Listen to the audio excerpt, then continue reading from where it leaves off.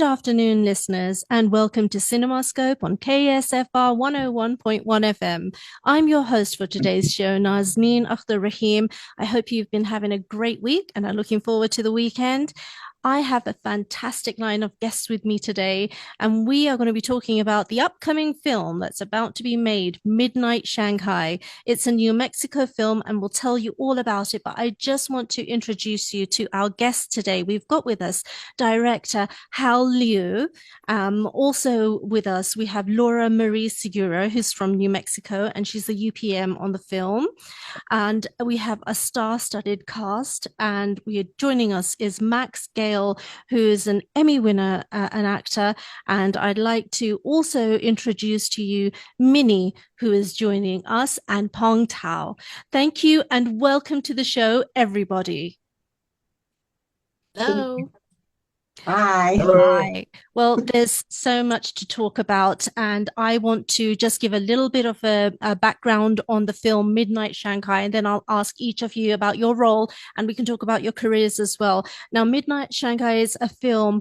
It's about a young woman, and to save her family's farm in 19th century Shanghai, a young Chinese woman disguises herself as a man and journeys to the American West, risking everything to take down a ruthless railroad tycoon and ignite a revolution. Now, it sounds like a really action packed log line there and a great film. And Max, will start with you. Your role in this railroad tycoon who's ruthless. So tell us about how you got embroiled into this.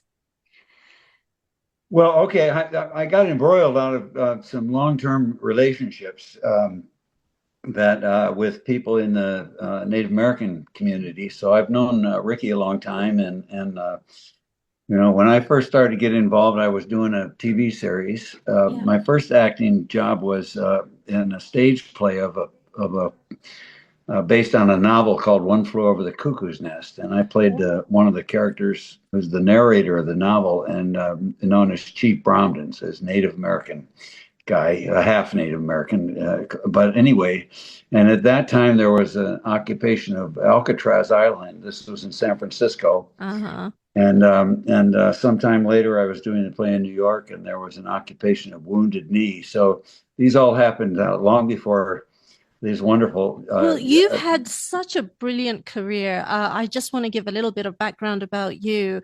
You have an expansive acting career that I could see over 100 acting credits on IMDb alone, and spanning over 50 years that I could see, probably maybe even more. You can, tell us about that. But what a wonderful career you've had, and I didn't mention Ricky Lee. He's not joining us yet. He might join us later in the conversation. I hope he does. Ricky Lee is a New Mexican actor, and he plays Sheriff Cody in this. He's my friend. I've known him for a long time now, and I'm guessing that's how you got into it. You knew Ricky.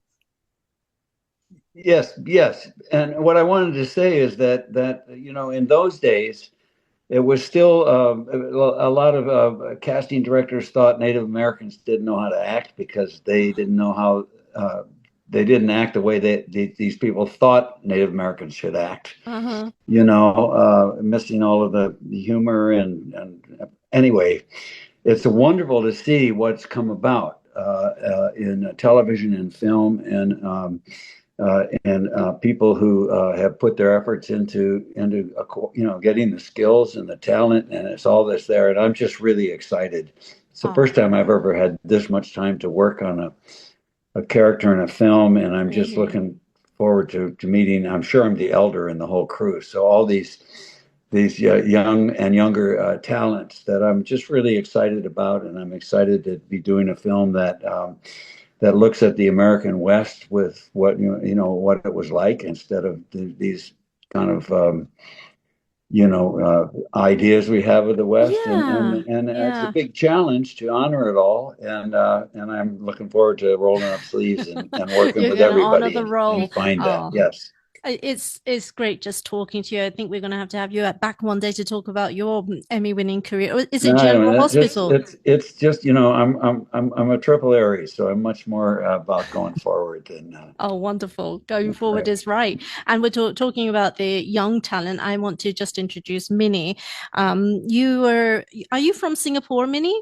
Yes, born and raised in Singapore. Excellent. How wonderful. And where are you now? Are you in LA? You've got quite a few acting credits. Where are you now? Yeah, I'm currently in Los Angeles. I was an actor since I was 15, so I was on TV in Singapore before I moved to the Philippines and I was see. there. And then I moved to LA, and that's where I started more going behind the cameras. Oh, nice. Yeah, I see that you're a multi-hyphenate, you're a producer as well. So well done, And taking charge and doing great things. And it's exciting reading your role. Tell us about your role in Midnight Shanghai. it's um it's an assassin role, and I haven't really like dwelled too deep into getting into that character yet, but I a lot of depth to it, and she's just there back for revenge, and Oh, I it, see. yeah. Oh, wonderful. I can't So I haven't shared much of the story, a little bit about this character, a young woman, and I'm guessing that your assassin role is to come and terminate this young woman who's the lead of the film. Now, Hal, tell us about your vision. How do you envision this film coming to light? What are your inspirations? Yeah, well sure. Yeah, oh to me, Midnight Shanghai is like a story about, the main character reclaiming her like freedom through, she must awaken her strength underneath a compromised identity and the societal pressure at the time. So, personally, it kind of like resonates, with a lot of stuff going on today, but also stylistically, it really excites me. I see kind of like a marriage. I mean, like the closest thing I can find is like I would say like a marriage of Quentin Tarantino's like, humor intensity because we got a lot of action here. Yeah. But also I'm a very big fan of like just visual storytelling. So I think I see a little bit of Wong Kar-wai, his portrait of like kung fu in like movies like Grandmaster. So I see a very visual but also fast, intense movie here. Yeah. Excellent. That it just sounds so brilliant. And you've got I haven't mentioned the names. There's great New Mexican crew and actors on the team as well that I could see in my list that Ricky Lee had sent me. But I just love that you're all here together. Pong, tell us about your role, your character in this film, and are you excited to play her? Yes, hi. So I get to play Mrs. Wong. She is the bathhouse owner in the western town where I get to meet the main character, and she gets brought to me to hide her Oh. once things hit the fan. I'm super excited. This is my first Western. Um, uh, Working in a Western, and from someone who grew up in Wisconsin and I live in Florida, I don't really get to do a lot of Westerns. Well, you'll have a so, lot of fun here because we get a lot of westerns in New Mexico thanks to the yeah. landscape. So I'm super excited. Mrs. Wong, I feel like a large part of her character is kind of like a little bit of who I am. I'm the oldest of six. So I feel like a part of me has always been I guess you could call like mama bear, like people who Yeah, likes to watch out for other people. yeah, And this character is someone that, even though I'm a bathhouse owner, and in the West, that's a very risque, yeah.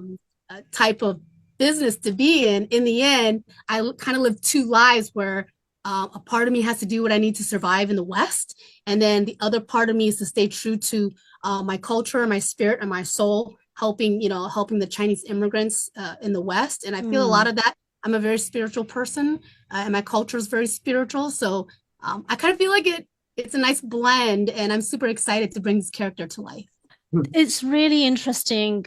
Some of the things you just said reminded me. I interviewed a documentary filmmaker not too long ago, Jennifer.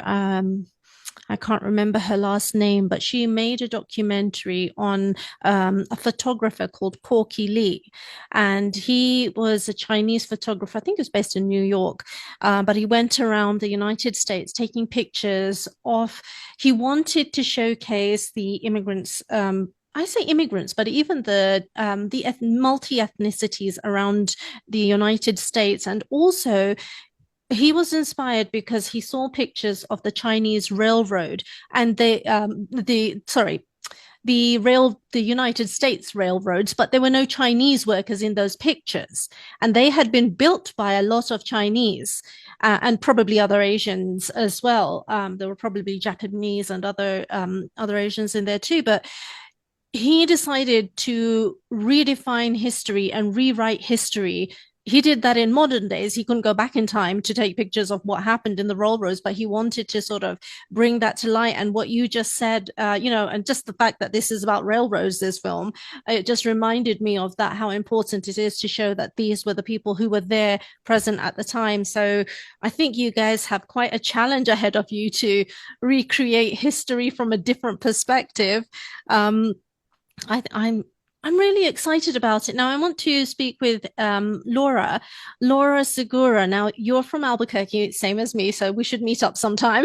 Yes, we should. And you're the UPM on this film, which is the unit production manager. Am I correct? Correct. Yes. Tell us about your role in this film. Well, as far as what I've taken on quite a few hats actually. Yeah. I started out with Ricky, gosh, well over a year ago when he first brought the script to my attention. And I just really loved it. I fell in love with it. And we just kind of started talking about different ways to film, different obstacles we saw in the script, and what ways we could maybe tackle those. And I kind of just started taking on all of these roles, and it just felt like the correct spot for me was UPM. That's what happens when you're working on an independent film. You do more than one thing. So yeah, tell us about your journey then. How did you come in? Have you been in New Mexico for a long time? I'm from New Mexico. You are from New Mexico. Yes, wonderful. Here, so my family's all here. And I actually did move to Phoenix for a few years, but I moved back about 4 years ago. And I got back in film, or I got into film doing editing in Phoenix. And then when I moved back, I just kind of went full-fledged into camera. And yeah, I've just taken on a lot of things. I went to film school, and last year, I directed my own feature, and just because it was so small, I took on basically the UPM role in that film. I did all the hiring, I did all the taxes, I did, everything with the state. So it just seems like I'm really good at this. I'm really good at multitasking and compartmentalizing. And so Ricky thought it would be a good spot for me on this film.